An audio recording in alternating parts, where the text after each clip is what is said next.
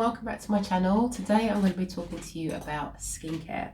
Now, if you don't know already, I have mentioned in my previous videos, I'm actually an aesthetician. I work at one of the top clinics in London, and so I've been having experience with skin in particular for about the last 2 years, even though skincare has always been part of my beauty career. 15 years now. So yeah, so that's when I first started dabbling in beauty, and it's always been part of my career in some way or another. So now I'm really zoned in on skincare. It's an area that's very dear to me. If you look at some of my previous videos, you see that I've had issues with my skin myself, so it gives me a lot of pleasure to be able to help women get the skin that they want, because to be honest, my skin has really turned around in the past few years, and it's just a few tweaks. I use about 5 products every day, and it looks better now than it did when I was in my 20s. So I love the opportunity to help women do the same, and just to show you that you don't need to be doing lots of extensive, crazy rituals to have amazing skin. You just need to know exactly which active ingredients are the most suitable for you at your age bracket, or at your sort of stage in your skin career, if you like. So throughout the series, we'll be looking at skincare in the 20s, we'll look at skincare in the 30s, 40s and 50s plus. Today we're going to be starting with the 30s, since that's the bracket that I'm in. So yeah, today I'm going to be sharing with you 5 active ingredients that you need to have in your skincare arsenal to get amazing skin in your 30s.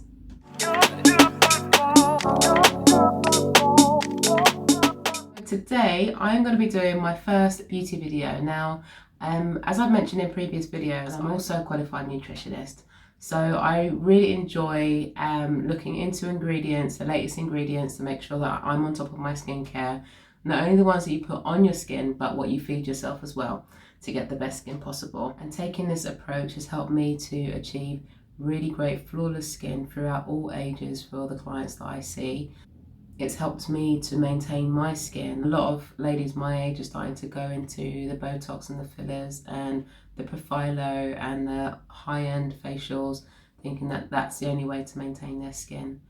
For me, it's not something that I would rule out at all, but it's something that I will absolutely not do until I've done everything in my current arsenal before I start reaching for that. Because generally when it comes to skincare, is once you start getting into a new routine, it's not likely your routine is going to be pared back from there. It's only going to, get more advanced. And again, these are 5 products that are going to be addressing the skin concerns of most ladies in their early 30s. So it's for you if you're at that point where you're transitioning from your 20s. It might happen a little bit earlier or a little bit later for you, but usually that starts to happen about the age of 32. And you're starting to notice changes in your skin, and you're thinking to yourself, my routine needs a little something more. So that's what we're going to be talking about today. So skin in your 30s can be characterized by dullness, the first appearance of fine lines and wrinkles. Sun damage might start to be being more apparent, as dark circles and puffiness. Now that is kind of a product of our lifestyles. As we're sort of getting into our 30s, we might be doing sort of more late nights and early starts. Also, our detox pathways are starting to slow down, so we're not getting rid of toxins in our bodies as easily as we were when we were a bit younger. So for that reason, we're sort of like not flushing things out, and that can result in a bit of puffiness. And also pigmentation. A lot of ladies in their 30s might have had a baby by now. That can cause things like melasma. Some female hormone related conditions can cause discoloration of the skin as well. A lot of those would have presented by the time she's in her 30s and sort of like built up over time as well. So it can seem like you get to your 30s and then all of a sudden your skin's completely different. And that's not the case. This is really stuff that's been happening below the surface, and now as your skin is starting to slow down in its defenses, these things are just looking like they're appearing suddenly. So of course, the earlier you start, the better, but you're here today. This is where we're going to start. And I promise you, if you start implementing a basic skincare routine from now, you are absolutely going to make the most of your skin throughout any decade. Product number 1, SPF. Now, that is a sun protection factor, and it comes in loads of different formulas now. You can get it in a cream, lotion, you can get it in your foundation, you can get it in powders as well. So there really is no excuse not to be wearing SPF anymore. Now, the common misconception is that you only need to be wearing SPF if it's a sunny day outside or if you're going on holiday. No. Every time you step out the house, you are getting UVA and UVB rays onto your skin, which is causing damage, which will build up over time. And it's something that is so easily preventable. They do say in beauty that SPF is the cheapest and most effective form of skincare. So absolutely, if you haven't been wearing SPF up until your 30s, you should definitely be bringing it in now. I would go with the SPF of 30. And I would also recommend that you keep your SPF separate from your makeup products. I mean, having some in your makeup is better than nothing, but I am of the school of thought where I like a product to do a job. Especially with these 5 big players that I'm going to speak to you about today, I prefer to have a product for each of these things rather than trying to make products do too many things at once. Number 2. Serum. Now, my go-to is a vitamin C serum, but any serum that's targeted for your concerns, and that should be part of your arsenal. Now, a serum is different to a lotion in that the particle sizes are much smaller, so that means that they're able to penetrate deeper into your skin. So what you might find is that throughout your 20s, you can get away with just doing your basic cleanse, tone and moisturize, maybe exfoliation and moisturize. So as you hit your 30s, you are going to need something that's going to work a little bit deeper. So this is a good opportunity to focus on those little areas that you don't like. So say, for example, if you suffer with redness of your skin or pigmentation of the skin or thread veins, broken capillaries and things like that. If you are suffering with a more specific skin concern, your serum is an excellent way to address that. So your serum goes on to freshly cleansed skin. It wants to be the first thing that goes on your skin after you've cleansed. Reason being, as I said, the particles are really small, so they're going to go down into your deeper layers of skin. Once you've applied your serum, you would apply a lotion, and that's what's actually going to lock the serum into your skin. So serum first and then your lotion. I would say that some of the best ingredients to look out for in serums are vitamin C, vitamin E, vitamin A, and hyaluronic acid. Now they are usually in a base of hyaluronic acid, which is really hydrating for the skin. So that's always a good addition for your serums, and most of them will tend to be based in hyaluronic acid. My go-to is a vitamin C serum. I find that vitamin C has got so many benefits for so many different skin types, especially throughout your 30s, where a concern may be fine lines and wrinkles, a dullness, a lack of brightness to the skin. Vitamin C is going to be really, really good for that. It's also good for evening out the skin tone. So for me, I've had serious issues with hyperpigmentation, and vitamin C is one of the ingredients, and not even an expensive one, was one of the ingredients, active ingredients, that got me through that time. And the reason I'll always go to vitamin C and vitamin E and vitamin A in my skincare products they are all protective antioxidants. And vitamin C and E have actually been shown to potentiate the effect of sunscreen as well. So that means if I've got a serum that's got vitamin C or vitamin E or both on, and I put my sunscreen on top, I'm getting like the maximum level of sun protection. So I'll always pair those two up. Number 3, an oil-based cleanser. Now, I remember, it probably wasn't the first time, but I remember like a wave of cleansing oil sort of coming around maybe 8 to 10 years ago. And that's when I first heard of cleansing the skin with an oil anyway. It was Dermalogica Precleanse, which I really, really loved. And just like the way my mind works, I was like, okay, so they do a cleanse with an oil, I could do a cleanse with an oil, and that's how I started to look into it. And actually, more or less since I discovered that pre-cleanse with Jersey Beauty Company, that'll tell you how long ago I'm talking about, but that company's been around for years and years. But an oil-based cleanser is fantastic. As you come into your 30s, dullness and dehydration can start to become a factor. So what we want to do is we want to be able to take off the day, clean our skin, get a really nice deep cleanse. without further drying the skin or stripping the skin of its natural oil balance. So I find that oil-based cleansers are a really good way to do this. And also they allow for a really deep cleanse, because what happens is oil actually mixes with oil, which allows the oil that's deep in your pores to be released and removed from the surface of the skin. Whereas if you think about it, a gel cleanser, you're rubbing that onto your skin. They have their place, but you're rubbing a gel cleanser onto your skin, and you may feel the need to cleanse once, twice to feel clean. But what's happening is that gel cleanser is just not pulling out what's in the pores.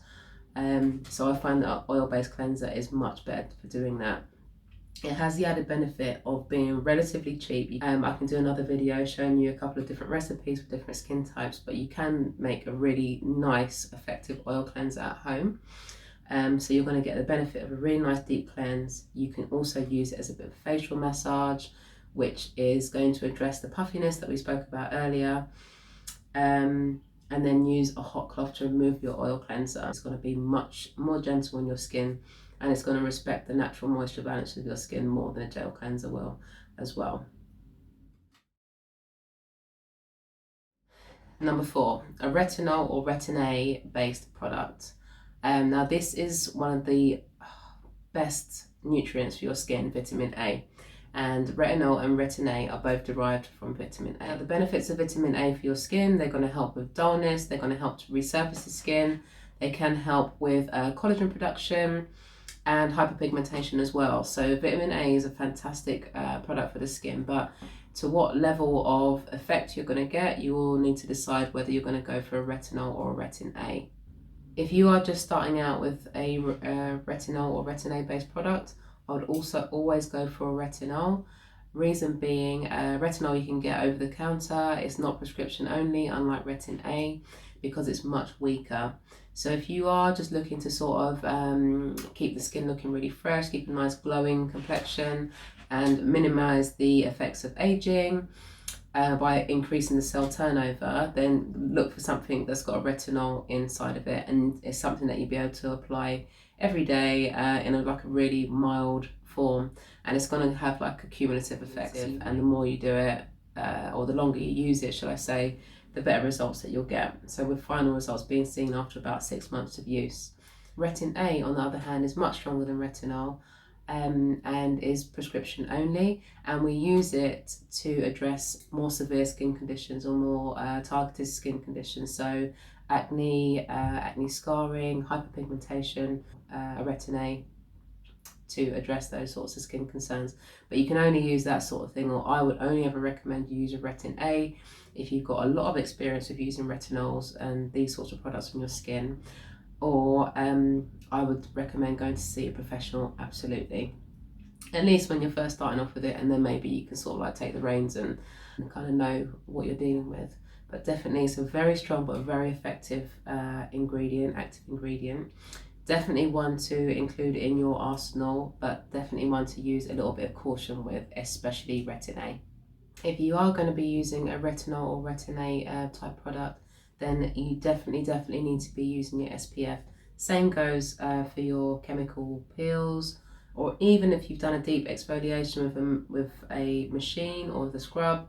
If you've done a mechanical exfoliation or any type of exfoliation that's going to leave the skin more susceptible to whatever goes onto it next, absolutely need to be wearing that sunscreen all the time, but especially then. And number 5, an exfoliant. Most teenagers will know about St. Ives apricot scrub.